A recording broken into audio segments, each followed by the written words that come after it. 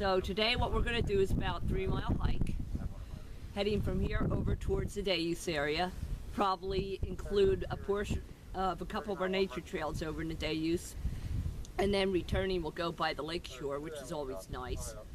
And plus this time of year you can't do it. I mean, this is the only time of year you can do it because of the fact that we're at our winter pool. A lot of people ask why we dropped to our winter pool this time of year. We actually start doing that over a 2-week period, as long as everything's quote-unquote normal, where we'll drop down 5 feet to give us extra storage capacity, especially in the late winter months if we get some snow, and then rains following, or just the melting of the snow. Drains, of course, ultimately into Blue Marsh Lake. That way we have a little bit of extra storage capacity to take care of that drainage, because we also drain a 175 square mile area north of the lake, including portions of Lebanon and Schuylkill. What's that? When do you do that drop? November, basically November 1st to the 15th. Then in April is when, over a 2-week period of time, sometimes it goes quicker depending on rainfall, we will bring it back up to our summer or recreation pool. So that's why we do that. Because a lot of people, especially when they go north, 183, looking over 183, I call it the mud flat. That's all you have is the normal channel, the Topography Creek up there. That's all you see. Everything else is mud. That's where it really shows that we go down 5 feet. But a lot of lakes in the Corps of Engineers that have to do that drop for storage capacity, they drop 50 feet, 100 feet. If we did that, we'd only have a little puddle in the middle of the lake. Because our deepest part is right out in front of us. That's only 55 feet deep during the summer. This time of year, it's more like 53, 50 feet, somewhere in there. So we're just going to head right across that levee. And that levee, we're going to be going across 2 levees. Both of those are dikes, but they're actually shored up. They were put in place during the construction of Blue Marsh because they're low-lying areas that the lake, during flooding, could paddle through if we didn't have this levee. So there's a series of 3 of which cross on the hiking trail. So, okay. There is ice fishing. Everything on the ice is at your own risk. I always, that's one of my big things right now on Facebook and our newsletter. I've been pushing ice safety because our ice thickness varies so much from place to place because of the fact that we adjust our pool from time to time, and of course other factors as well. Anywhere where there's things sticking up through the ice, that draws in heat, so it's going to be thinner or melt around there. Fish, springs, anything like that can cause the ice thickness to vary from place to place. But I guess we've had a few ice fishermen up at Mount Pleasant on the north end of the lake so far. I don't know, we don't monitor the ice thickness anymore because of liability reasons, because just because it's 5 inches there doesn't mean it's going to be 5 inches over there. It varies so much. So I tell everybody the only bald eagle right over there. You can see his white head as he turns and the white tail. There it goes. See that white head? Bald eagle. Look at that tail. Finally, he actually showed up for last hike, but I wasn't leading that hike. The other day, though, I did see an immature. We have nesting bald eagles here. We have a pair of them. That's one of them. We're not in the lake yet. Look at him. He's beautiful. When he turns, you can see that white head and neck, or tail. See that tail? Look at that. Thank you, God. That always makes my day when I see stuff like that. I'll head across the marshland. We do very routes from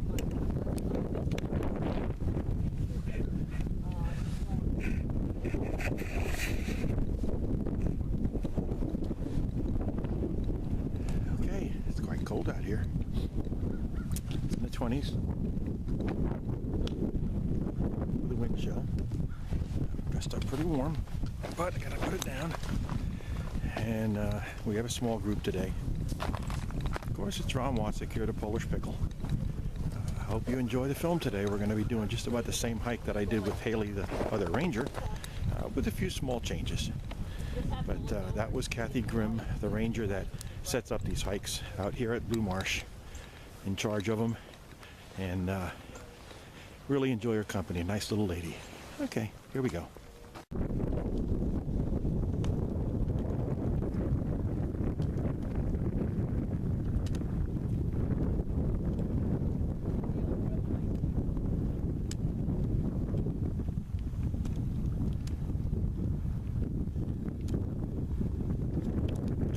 I've always been told you can tell how fast the wind is blowing by how the flag stands out. As you can see, not only is it standing out, it's whipping quite bad. But this is coming from across the lake, and we're more or less up on top of the mountain a little bit. So I'll have to check out to see approximately what the wind speed is today in accordance with how the flag is blowing. Okay, Kathy just told me that we're going to be making a little change from the walk that I have been on. And you see that little strip down there of snow? That's a trail that we have yet to take. I haven't been on that one before. That's going to take us out to Sensory Trail, which will take us down to the water's edge. And we'll be able to walk back along the lake like we did before. So I had to slow down a little bit, and I got to catch back up again. But we were down through here with Haley about 2 to 3 weeks ago. So that's on one of my previous videos. All right, trying to catch up. Bye. I just had to do this. Here's always a welcome sight on Blue Marsh. You can hike out here and don't have to worry about using Mother Nature. They do set out quite a few of the porta potties for you. I just wanted you to see it.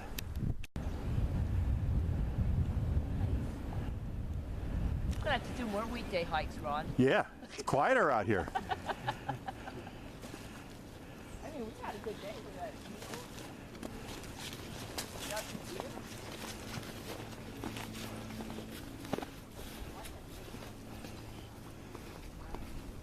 Well, I was remiss in catching up. They spooked about 12 deer across the path. And I'm filming out there now where they just went running across. And you can just barely see their bodies, but they blended into the trees real well. They counted about 12 of them. So, well, I had to stop and take that potty break. Sure enough, I missed a deer. Oh well.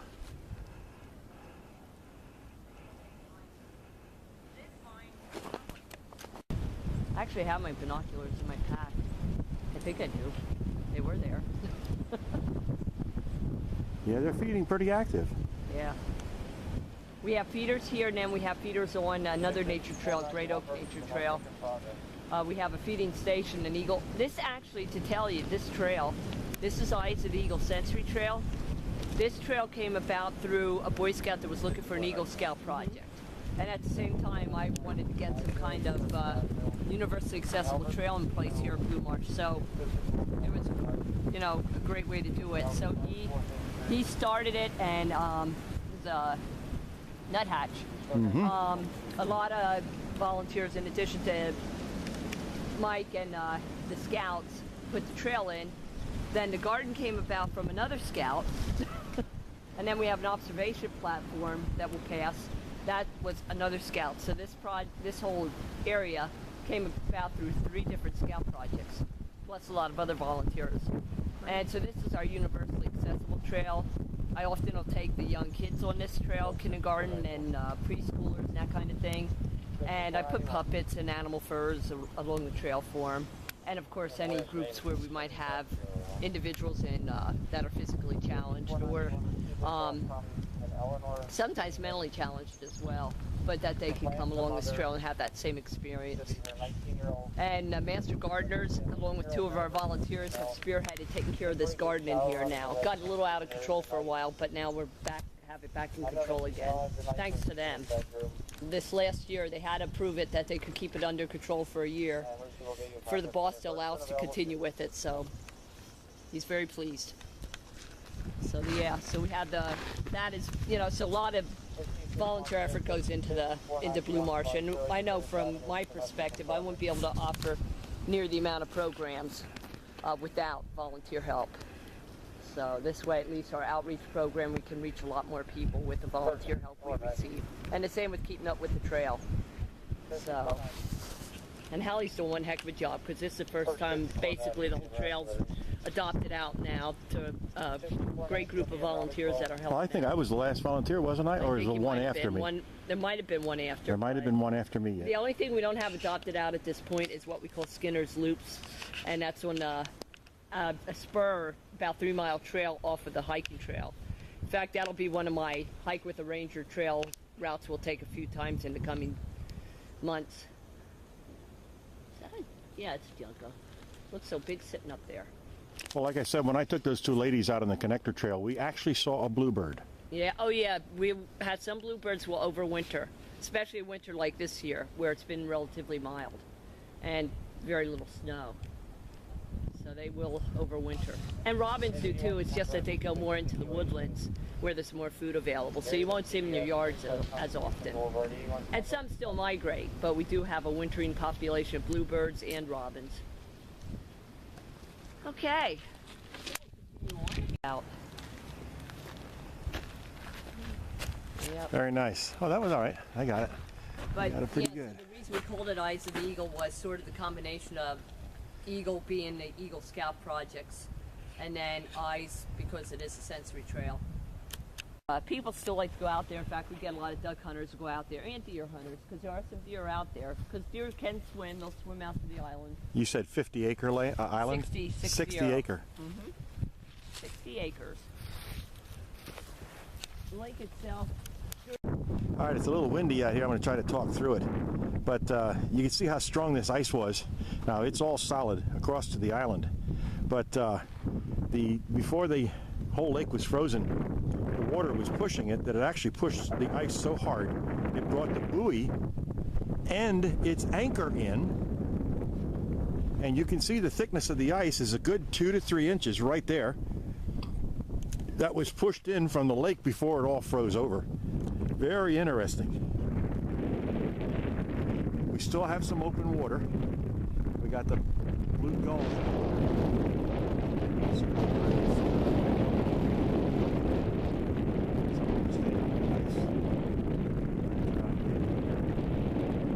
Still fresh water. All right, I know the wind's blowing hard. I hope you can hear me. There's that fresh water I was talking about. You see the birds flying and standing. It's 2 inches here, 0 there. So they no longer monitor the depth of the ice because of the liability. But there's all open water. There's a flag coming up on the other side. Still blowing like a bear. I got it on the way down. And military has a scale out of how the flag looks at different wind speeds. Oh, really? So by looking at the flag and measuring it, seeing that, I'll go home and look at that scale, be able to tell within 5 miles an hour how fast the wind's blowing. Okay folks, we're back. 3.5 miles, a little bit longer this time than the other ones. The GPS gave up, but the watch kept working. So we're here. Enjoyable. It was an hour and 46 minutes, 3.45 miles. I'll give you the rest of the stats here in a second.